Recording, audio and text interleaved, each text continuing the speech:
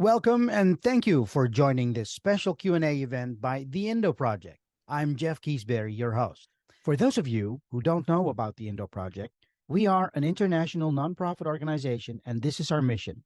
The Indo Project is dedicated to the preservation, promotion, and celebration of Indo culture and history through education, unification, and raising public awareness. When it comes to education, we want to create awareness and inform those who have questions about the subject of the history and culture of the former Dutch East Indies.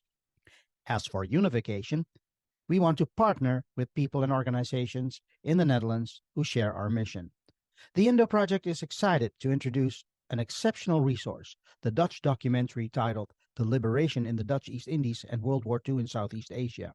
Eyewitnesses share their story by author-producer Simone Berger and photographer-filmmaker Armando Ello.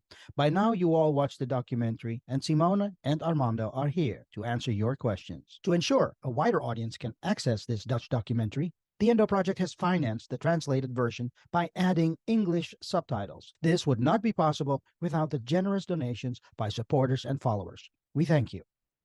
This is the first time that the Indo Project is hosting an online Q&A event. We have done these type of events in person in theaters before. The cool thing with Zoom is that now we can reach a wider international audience and you can all participate while being in the comfort of your own home. Thank you to those who have sent in their questions for Simone and Armando. Now, without further ado, Simone and Armando, are you guys ready? Ready? Yes. Okay, here we go. First question. By Ron van Duivenbode. Why did you make the film?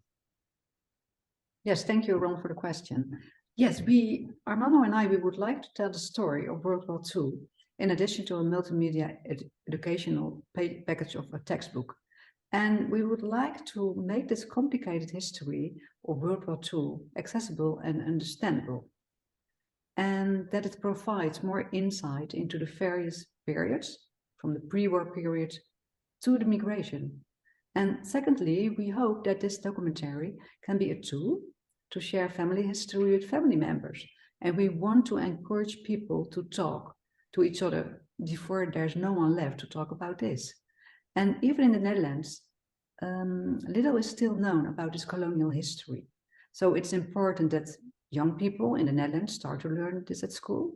And I think this is the main reason we started with this project, because we realized that very little people know about this history. And in 2020, there was a theme year in the Netherlands, and it's called 75 Years of Freedom. And there were calls for project proposals, and our proposal was to create a teaching package told from eyewitnesses. And through the power of personal stories, you make history more personal, and it shows the impact on persons, families, and societies. And in addition, we realized that the group that can still talk about that time from their own experience is becoming smaller and smaller. So that's the reason we made this documentary. Thank you for that. The next question comes from Priscilla Klook McMullen. Can you turn on your video? Can we see Priscilla? All right, let's move on to the question. From Priscilla, who would you like to reach with this film and for what reason? Armando. Yes, thank you for this question as well. I also want to briefly, very shortly, also introduce myself for the people that actually don't know me or maybe see me for the first time. And maybe Simone, if you want to do that too, but I think it's good to introduce myself first. So my name is Armando Ello, and my background is that I am a photographer and a video maker. And of course, I'm also the maker, together with Simone, of this documentary. I wanted to explain a little bit about my background because I'm also an Indo-European descendant myself, on both sides of my family, because my father is an Indo, and my mother is actually Indonesian. But on my father's side, both grandparents have Indo heritage. So that's the way I'm connected to the Indo heritage back then. So now to answer the question from Priscilla, why would you like to reach, what would you like to reach with this and film, and for what reason? So survivors of World War II in the East don't have a story that is being heard. ex-colonizer countries should recognize the heritage of the of coloniality and colonization. This film is made for the Indische mensen, the Indische people, as well as every Dutch student in high school, to learn and to have a broader perspective of Dutch history, and why there still is, for example, a Jan de Pieterszoon Koen statue in Hoorn. I don't know if you heard about J.P. Koen. He's a very famous figure in history that actually started with the VOC and colonizing the islands of Banda in Indonesia. And that is glorified up until now in schools, as well as the history of colonization. In 2019, there was also a European research of all ex-colonizer countries in Europe about how they feel, about how people feel about the history of colonization. And from this research, the Dutch are even more proud of that history, even more so than the British. This is one of the conclusions of that research. So what we try to reach is a better understanding of the people of this colonial inheritance, because there's still a lot of trauma and suffering in the families that isn't being recognized by the government. And that's what I wanted to say about the film. Okay, thank you for that, Armando. Next question by Monica Kluf. Can you try and see if we can get you on screen? No, I'm going to ask the question. Did you learn anything new about the Dutch East Indies history while making the documentary? Armando? Yeah, I can also answer this question. Well, there are a few facts and numbers. For example, the Lingajati details that I've learned of from the story of Joti Terkulve. Also about the mines in Japan, because I knew that the men had to work for the Japanese in Burma on the railways, and also in Sumatra on Pakambaru, but also in the mines in Japan. And that was also a new insight that I have. It's also about the coal mines where they had to work, and also how liberation exactly looked like in the former Dutch East Indies and in Indonesia. And that is difficult to find also images from so long ago, plus the military archives around the globe from the same period. So it was very difficult to find imagery for this documentary. So we took a long time for, especially Simone as well. We took a long time to find those images, to give it more an image of the war in the East. All right, thank you. Another question from Monica. What do you hope to achieve with making this documentary available to the rest of the world online? By providing English subtitles and putting it on YouTube, we hope that people worldwide will use it as a research to learn about this part of history. It's only 45 minutes, and people can get a good overview of the historical events. And it's an engaging and accessible way because of the personal stories told by the eyewitnesses accounts. And we are so happy that we meet those people and that they trust us to be very open and to tell about their life and also the difficult part. And we also hope that more people should tell about their personal experience with their families here in the Netherlands, but also you guys in the United States. And the new generation should document and start asking questions so an individual story can be heard. So we really hope that it will help to, like we say in the Netherlands, to open the dialogue between families. Thank you for that answer, Simone. Question by Rosalind Franken. Do the filmmakers also produce feature films or only documentaries? Yeah, well, as maker of this video as well, no, we only did documentaries until now. It is storytelling with oral history as the basis, combined with resources from the archives as archives we can find. So we don't have plans yet, maybe in the future. But maybe you can elaborate on this one, Simone. Can you ask the question again? Well, why we didn't make a feature film yet and only a documentary? So waarom we geen film maken, maar een documentaire? Yeah, like a feature film is like hoe zeg je speelfilm in het Nederlands, toch? Yeah. Yeah. Okay, Yeah. because it's for education, and I think if it's for education, a documentary it's more the thing that you make because you use other things than a film. Because I think because it's of education. Yeah. Yes, I also think that it might be something has to do also with the cost of financing such a thing, because there are feature film, for example, like the Oost or the East. This is a feature film by like his name is Tahiteru, and this feature film was like financed more than 6 million euro. Yeah, and we are not there yet. No, wishful thinking. No, we are dependent of how do you say funds, Sure. and yes, it's very, very expensive. And I think we don't have actors. It are eyewitnesses, and they tell of their own experience. And in a film, you work with, what do you say, actors? Yeah, So characters. it's also the big difference. All right. Thank you for that. Another question from Monica. What surprised you the most while making the documentary? This was an interesting question, because during the making of this movie and actually during the editing,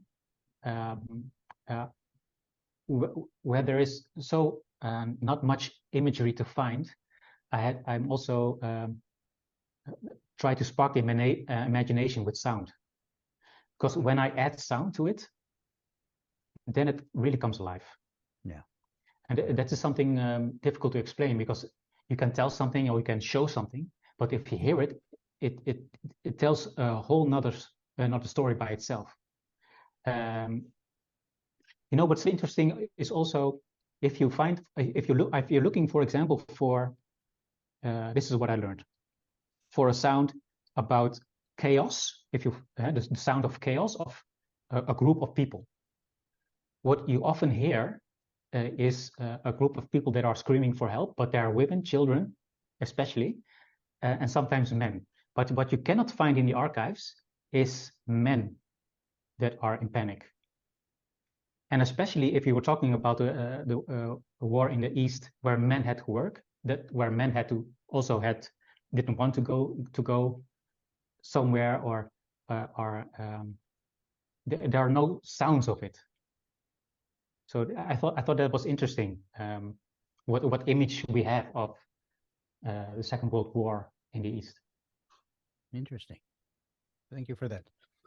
Another question, this time by Jeanette Funke.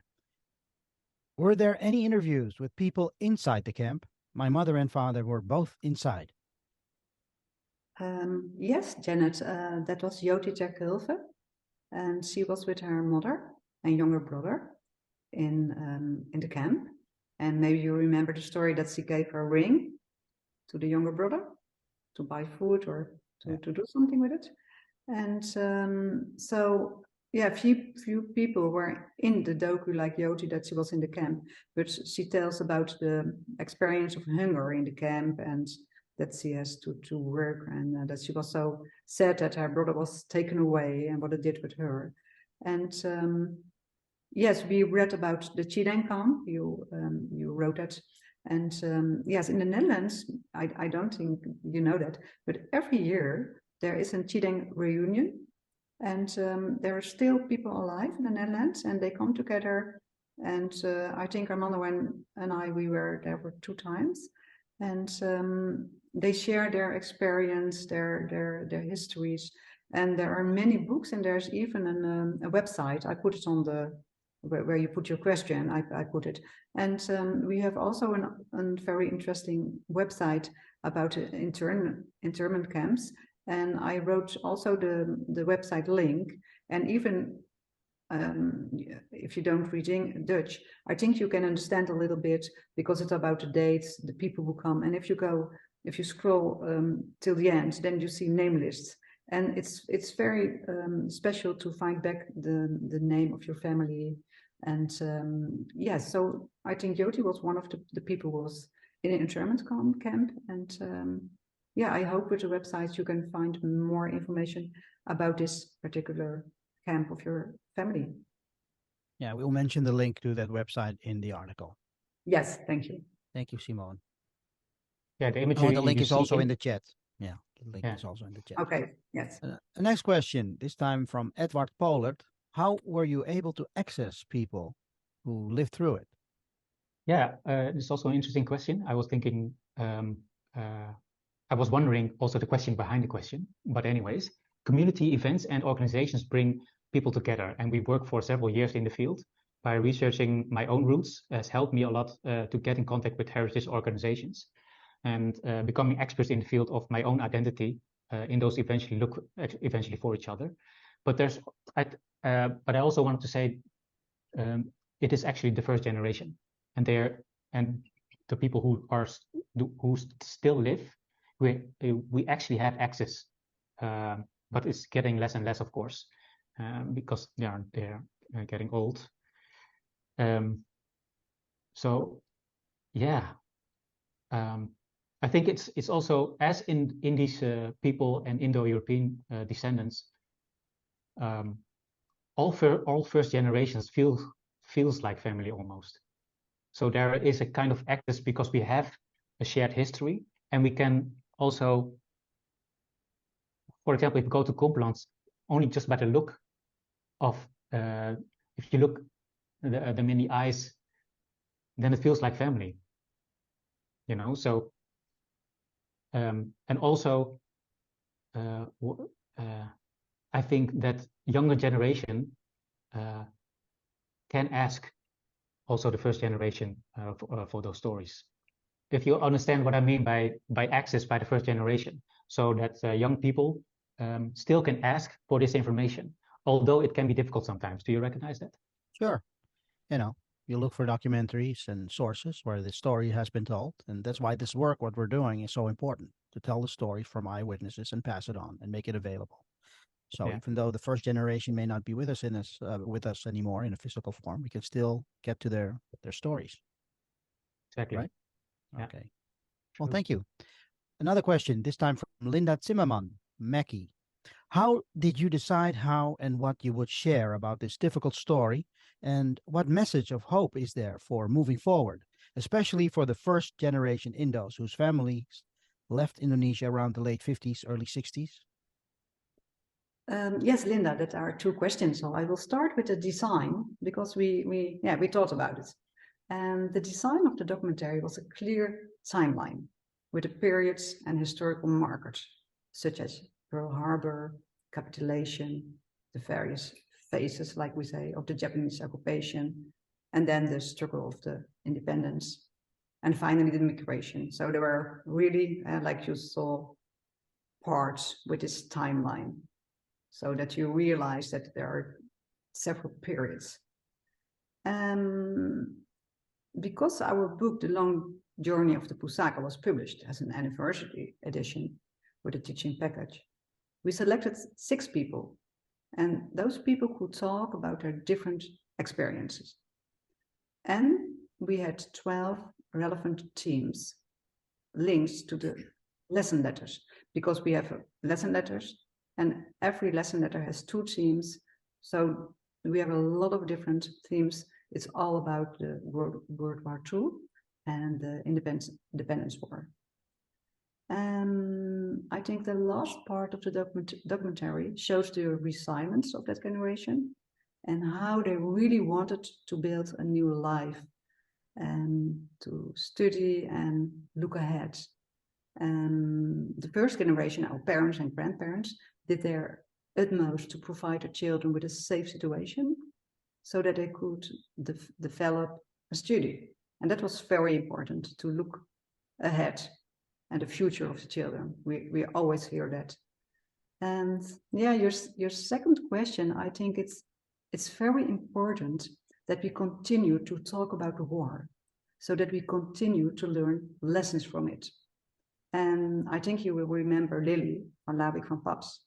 And at the end of the documentary, she says that we should not judge or discriminate, but that every person is equal.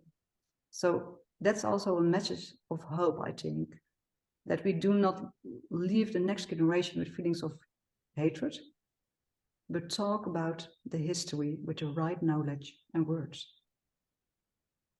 Good advice. Great. That'll Thank you take so, excellent. I just wanted to, my video won't come on, but thank you, Armando and Simona. Wonderful, wonderful documentary. My brother is become meer Amerikaans than me, and I sent him the link and I said, if there's only one documentary you ever see about our history, our family's history, especially for my nephews, that next generation, this is the one. So thank you very much. Very glad with your answer. Thank you. Thank you, Linda. Thank you. Let's move on to the next question. Antoon Cornelissen. How is it that my parents were sent to Australia in 1945-46? Armando? Yeah, and there's also more details in the question Want me to read about that? his family. Sorry? You want me to read that? Not in total because it's about his family, but I can answer it. All right. Okay. We often refer to forced migration to escape the Bersia period at the time. And about what he found on his family, because a family member was killed on the Yunyumaru. And that is a Japanese boat where Indos and also Indonesian people were shipped through to go to work at the mines or at the railway. Let's see. Yeah, I think it helps to find the names of the passenger lists in the archives here in the Netherlands, I would answer. All right. And also our next document is about those Japanese transport ships. They are called hell ships. And the Yunyumaru is the name of one of those hell ships that a lot of people have died because of friendly fire, which many people don't know. Yeah, that's my answer for Anton. Thank you. A question from Monica again. Monica Clough. How do people who have no ties to the former Dutch East Indies respond? They say, I didn't know this. And they realize this is Dutch history. So even in the Netherlands, many people don't know what happened during the Japanese occupation, and especially what happened after August 45. And they really don't know how terrible it was, how hard it was, how fearful it was. And like Armando told before, we try to make this documentary, we put a lot of pictures, old films, historical films, and sound effects. So we really try to let people feel the impact of that period. And yes, a lot of people, they are really happy is not a word, but they're sort of happy that, okay, now I realize what your family of other families, what happens, and they understand much better why there was this big migration, why they came to the Netherlands, because they never told it in the 60s and 70s. Nobody spoke about that. So they think, oh, in those friendly, always a lot of food in there and having parties. They didn't tell about the terrible things. So yeah, to answer your question, a lot of people say, I didn't know this. So even in the Netherlands, it's very important that we make documentaries and lesson material about our past, because it's Dutch history. Okay, thank you. A sequel question from Monica. What kept you moving forward, even on the difficult days? Yeah, that's also an interesting question. Is Monica here? Monica? Yeah. Yeah. Can you elaborate on this question? Just like, it's fun to make a documentary, but maybe sometimes you have a tough day and you feel like giving up. Like, what helped you keep moving forward on the difficult days? Yeah, thank you. Yeah. Now I understand more of the context, because it can be personal, right? So my how do you say that? Uitdaging. My challenge is to do justice to the story, and also to do justice for the people in this story that we interview as well. And often I look for the right music, the right sphere to support this story. I think music does the story justice by backing up with this up with facts and resources. And that's it. That actually inspires me to tell the story the right way, just also because it is personal, because all of us share the same history. And yeah, so thank you for this question. Good question. A question from Joyce van der Meijden. Why was only Java's story and not other islands like Sumatra's horrendous story? And she gave us some additional information. We were prisoners and in camps enclosed with barbed wire fences and marched several times to find a new camp, starting in Aceh, where my father was stationed. We were separated and men were sent to Burma and the wives and children were taken to the concentration camps. Want to do this one, Armando? Yeah. Yeah, and this is also, let's see, I wrote this one down, and this is also a combination of the answer of me and Simona. So these 6 interviews of the people give a voice to this history. The documentary is a part of teaching package for secondary education from 14 to 18 years old. The 6 interviews are part of the book, The Long Journey of the Pusaka, Indisch Tangible Memories. It contains 33 interviews with a diversity of stories and backgrounds, both from people in civilian camps, men and prisoners of war or forced labor camps throughout Southeast Asia, as well as the so-called outdoor campers.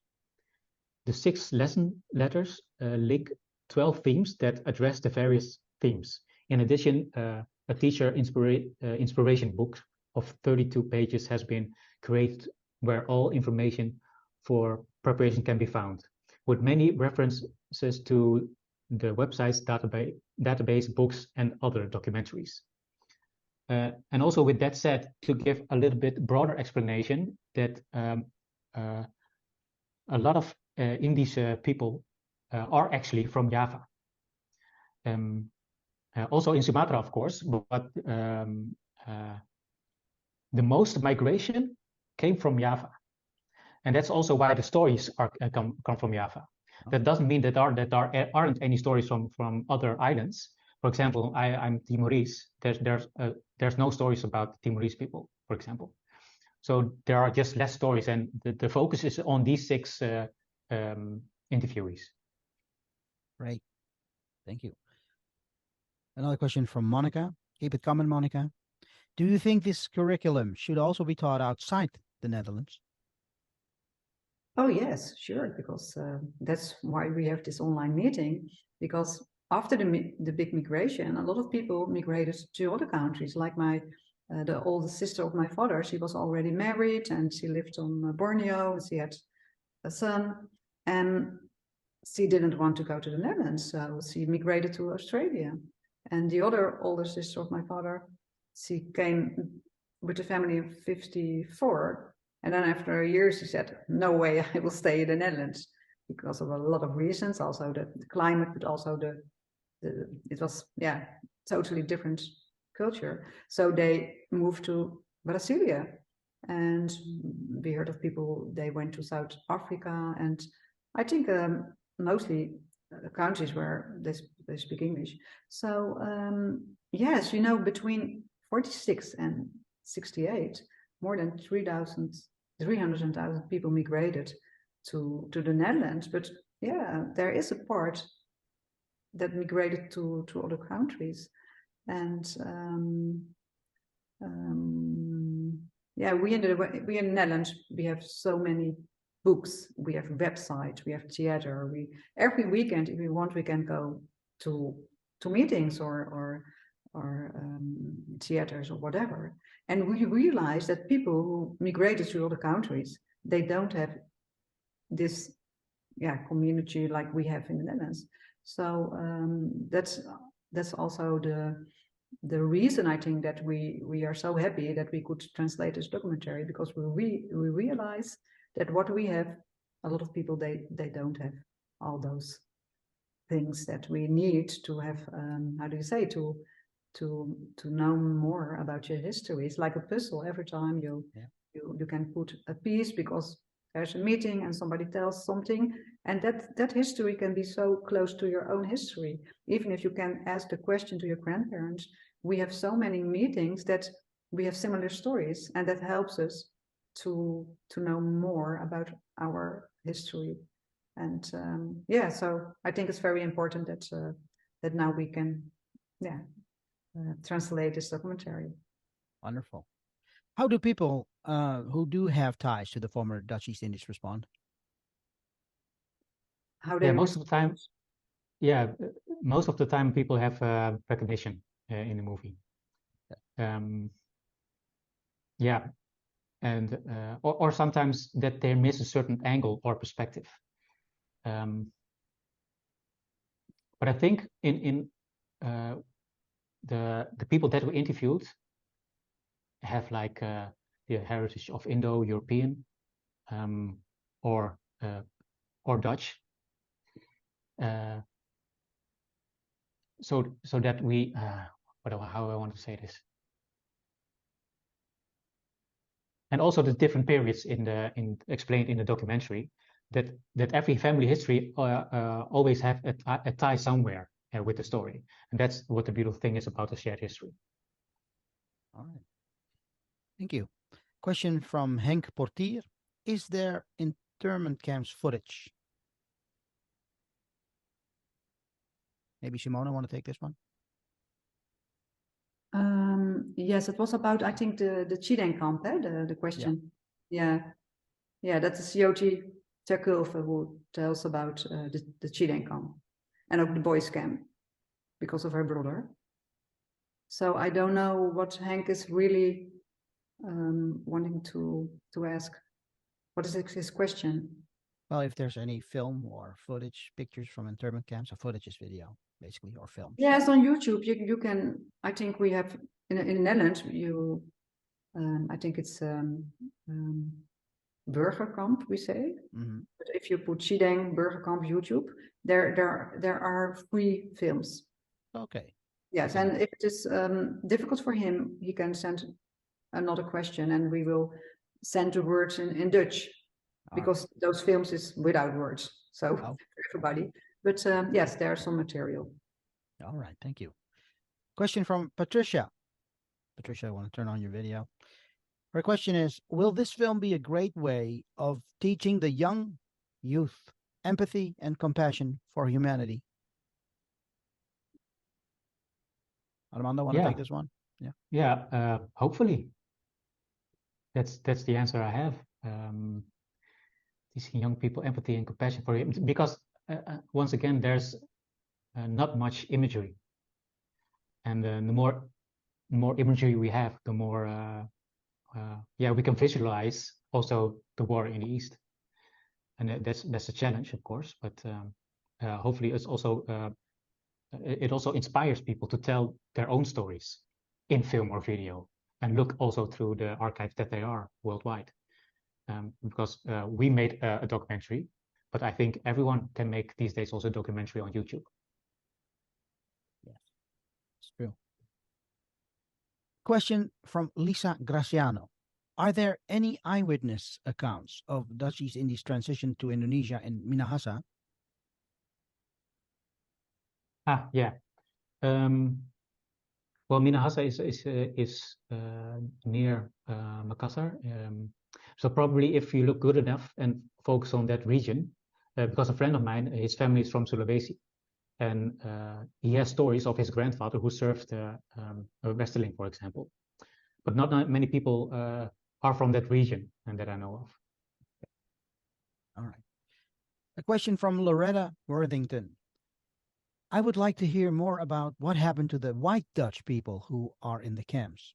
Now, she added some information. I'll be reading that now before you answer the question. Yes, I read it. You read it? Okay. Oh, you want to read it? Just to give some background. Okay. My Oma, Opa, mother, and her seven siblings were all in those camps. My mother and several of her siblings were born in Indonesia, but were white and of Dutch ancestry. My Opa was a captain in the Dutch Navy, and he and his crew were stationed in Indonesia for many years. They were one of the first ships to be captured by the Japanese. My family spent the entire war in those Japanese concentration camps.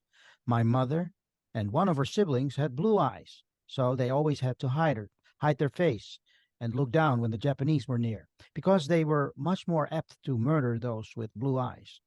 In my experience so far, it seems that the white Dutch people from this era are forgotten in the telling of these stories. My mother is Indonesian, but she's also Dutch. I feel Dutch Indonesian because that is my heritage, but as a white girl with blue eyes and blonde hair, we are forgotten in these stories. Go ahead. Yes, yes, I really understand what she is saying. And we have to realize that we had this book with 33 interviews, and we selected 6 people. And in fact, those 6 people actually represent 3 groups. So I think everybody can find himself or herself in one of the groups. We have the people who were in the internment camps. So men, women, children, and this mainly concerned Totoks or Indos. And then the second group is the prisoners of war. And there were the soldiers of the KNIL, the Koninklijk Nederlands-Indisch Leger, the army, the Royal Navy, and then people of the Royal Navy, but also civilians who had to perform forced labor and ended up in labor camps. So that's the second group. And they went to the Burma railroad or Japanese camps. And the third group is the so-called outdoor campers. We call it buitenkampers. And that are most of the time Indos. And they had to prove their origin with an asal usul. Maybe you heard of it. It was a certificate of descent, I think you say. And it was decided who was interned based on origin. So with the 6 people we selected for the documentary, they represent 3 groups. Because you remember Hans, he was a prisoner of war. He was on a whale ship, he worked in Japan in the mines, Jyoti was in an internment camp. So we hope that everybody can recognize their family in one of the stories. And Loretta, as you say, it's all about how you feel. There are now a lot of people who have Indies or Indonesian blood, and you don't see it, but it is how you feel. And Armando made a book, Trifle Indo. How do you say it in English? Yeah, something like doubtful Indo. Doubt Indo. And there are people, you don't see it, but they are very Indo. And sometimes you have Indos, but they feel 100% Dutch. So it's all about how you feel. And I hope that everybody can recognize themselves or their families in the 6 people we selected in one of the 3 groups. Thank you. Let's move on to the next question. Rainier Lee. How can young Indos keep Indo culture and history alive? Yes, thank you for the question, Rainier. By learning about your family history yourself and share those with those who want to hear your story. Talk about it because it is a shared history. But also listen carefully to others and try to understand their position and perspective in the same history. So commemorate and celebrate the 15th of August and understand the independence of the 17th of August of Indonesia. Even though there is a colonial separation, Indo culture only exists in the Dutch East Indies and is kept alive, but therefore is a colonial after effect. It asks for awareness when you celebrate a culture or when you glorify colonialism. There was inequality in a colonial society, where there also was a separation between Indo-European groups and individuals. With that said, we can always share our history from our position and identity, and at the same time keep the memory alive. Great. Going back to, I forgot a question here. Going back to our blonde, blue-eyed Indo. Her name is Loretta. Yeah. The term Totok, can you explain that again? Yes, Totok is somebody who don't have mixed blood. So is really somebody who has both parents are Dutch, but there are Totoks. They lived for generations in former Dutch Indies, but they are not mixed. And they had Totok Belanda. Belanda is white, blanc, and so the name for them is Totok Belanda. And Indo is the term before it was Indo-European, because there's always a European father and an Indonesian mother, the Nyai. So now we say Indo-Indies, but before they call it Indo-European. All right, thank you for that. Question from Josina Hilsland. My father always called Sukarno the biggest colonial ever. He told me that the Netherlands had not planned to give up all of the Dutch East Indies to Sukarno. They wanted to negotiate with other parties too for sovereignty. But at the end, Sukarno did get all, even Moluccas and the Guinea. Is this story true? Yes, I read your story, Josina, and I think this online meeting is not a moment to answer your question because it's too difficult to answer it in a few minutes. But if you like to read, you can buy the book Revolution of David van Rijbroek. He's a Belgian author. And I saw you can order it at amazon.com. And it will explain you the period between 46 and 49, what happens, because it's about the Linkadjati Accord, it's about Renville. And I can tell you a lot about this, but I think it's 20 minutes and it's too complicated. It's a very long history. So the book Revolution of David van Rijbroek is great, and it's not difficult to read, but step by step, he shows you all those periods and all those meetings with the Dutch people and Sukarno and Hatta, and then I think it will give you a lot of answers. All right. We have one question from Peter van den Broek. Where was the Indo-European Verbond, IEV, as representatives of the Indos? Or was the Indo-European Verbond a representative of the Indos, is the question. And is that subject still taboo among Indos or Indische Nederlanders? Yeah, I think there were two questions of Peter. The first question is above. I can answer that part, and maybe I saw that there was another part maybe in red. I don't know if Armando or Ottilie wrote it, but the first part, that's another question. I can answer that question. You want me to, okay, because I'm a little confused here, but we'll edit that out. But the first question is, the Indos were the largest group among Europeans. Why was their future in a democratic Indonesia decided by others? By Totoks, ? Yeah, I will try to answer that question because, yes, in 1949, there was no future for many in the new Republic of Indonesia. For example, all Dutch administrative officials were replaced by Indonesian ones. The KNIL and the army was dissolved in 1951. And that's the Royal Dutch East Indies Army. So there were mainly Indies or Indos who had refused to exchange their Dutch nationality to Warga Negara. And that's the Indonesian, how do you say, citizenship? And it's all about that, Warga Negara Indonesia or Warga Negara, Dutch. And also many soldiers of Molukken, they refused to take Indonesian nationality because they were Dutch. And in Indonesia, you remember Ernst van Ermel, that he was 8, and he tells about anti-Dutch sentiment. And that was growing because of the New Guinea issue. And they saw on the wall, dead to the Dutch and things like that. And then we have, it's funny because today it's the 3rd of December, but Tuesday is the 5th of December. And on the 5th of December in 1957, it was also Santa Claus. Nee, do you say Santa Claus? Sinterklaas. Yeah, Sinterklaas.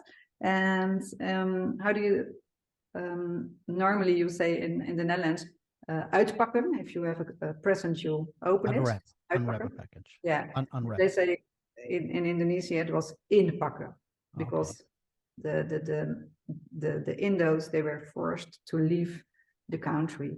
And there were anti-Dutch slogans appeared on the walls and houses were looted.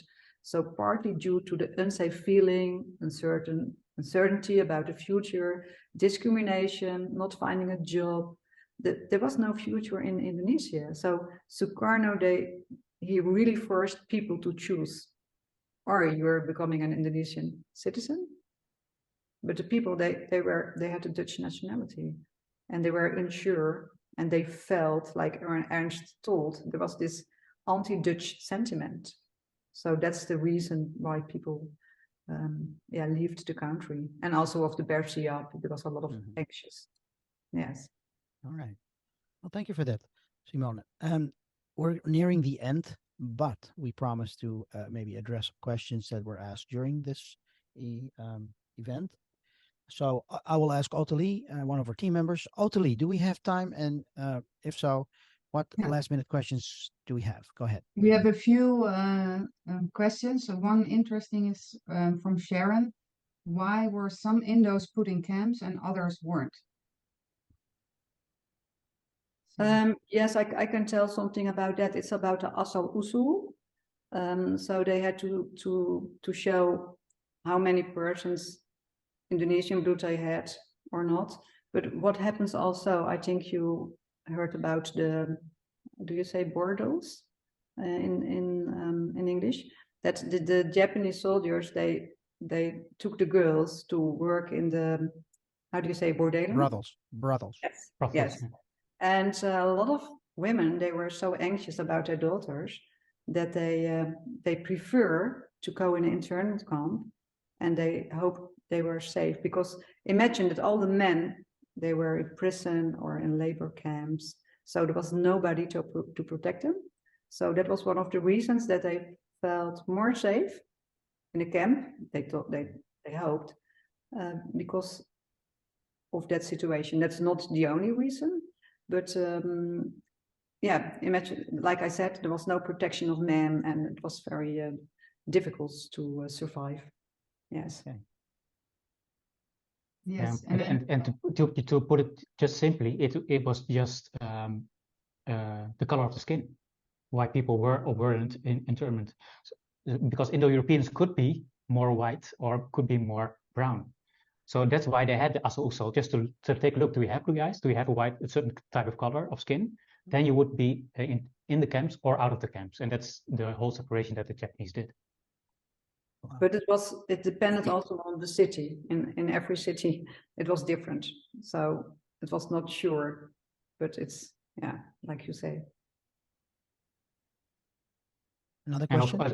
And also, of course, just to finish this, also the young kids were separated. So the boys' camp and also the women and children got together. For example, my own grandmother and my father were also in a separate internment camp.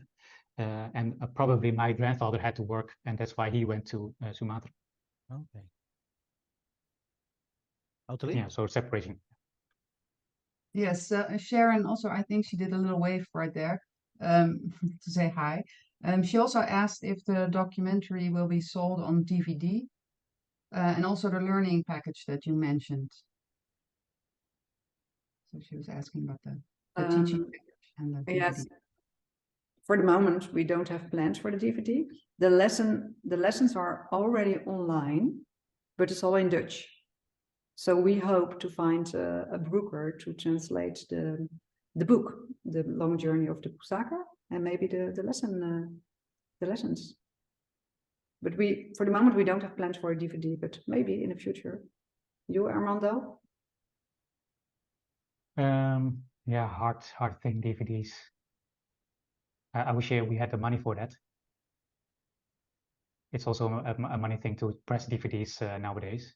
And we rather spread it as free as possible for everybody to access.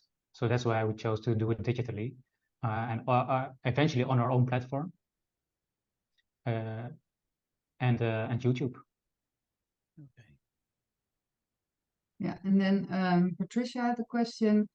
Since the release of the documentary, which age groups have been interested in learning more or seeing more about the Dutch East Indies colonization area, and which nationalities? I don't know if you have any of this information already. She was asking about that. Yes, we organize a lot of meetings, and we work together with stichtingen, societies in the Netherlands. But we see that especially the third generation is very interesting to find information, and like we say, it's like they are hungry. So we see a lot of young people, about 20, 24, 30. So the new generation is very interested, but also the generation of 40, 50, 60, because they want to share and they want to come together and to speak about this. And yeah. All right. And then another question from Patricia. Do documentaries need to be factual in storytelling? No artistic license taken.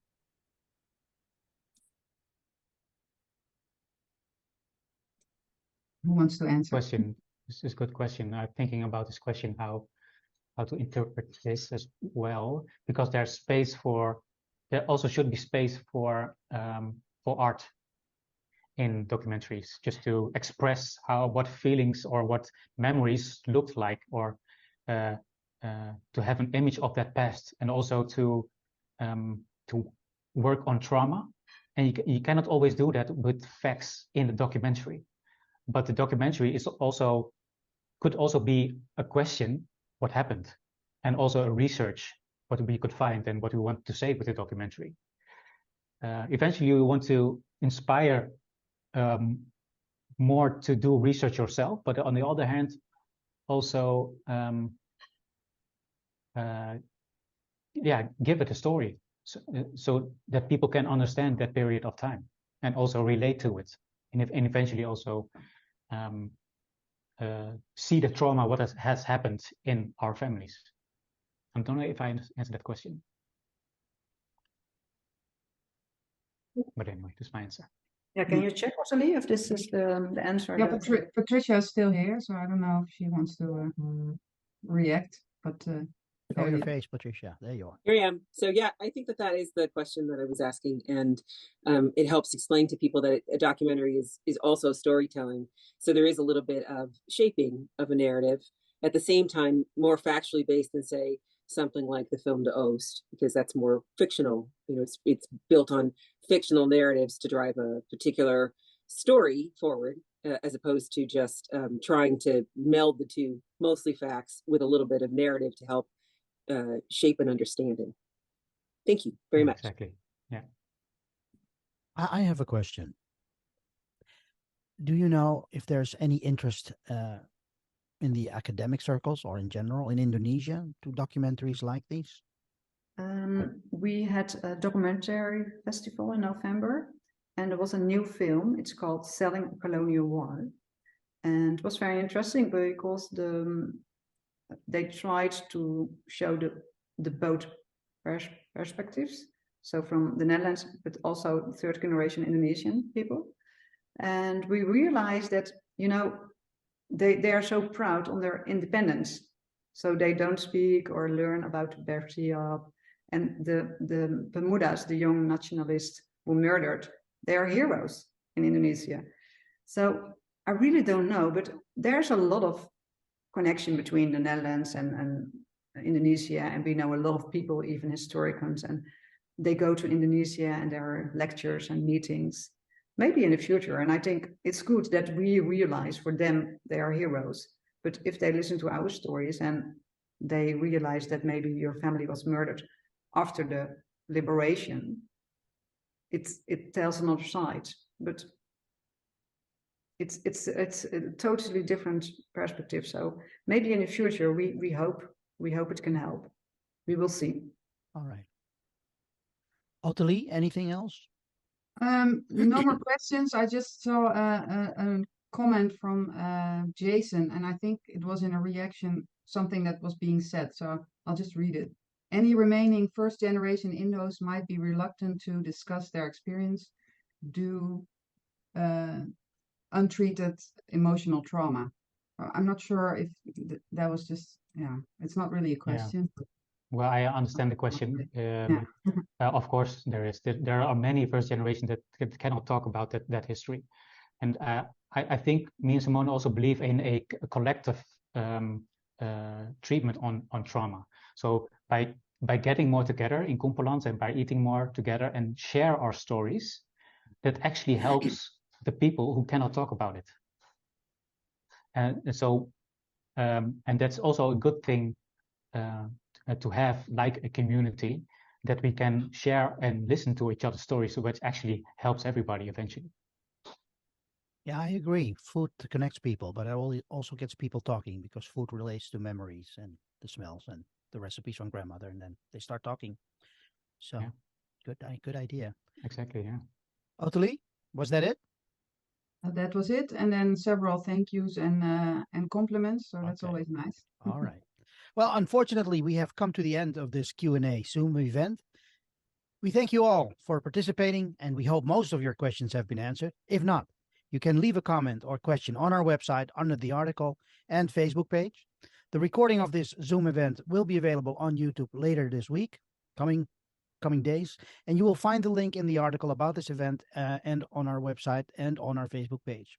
Last but not least, thank you, Simone and Armando, for sharing your insights and stories with us today. Your passion for documenting and the dedication you've poured into your projects truly shines through. So we appreciate your time and willingness to engage with our audience. Thanks again. Thank you. Thank you for inviting us. Thank you very much.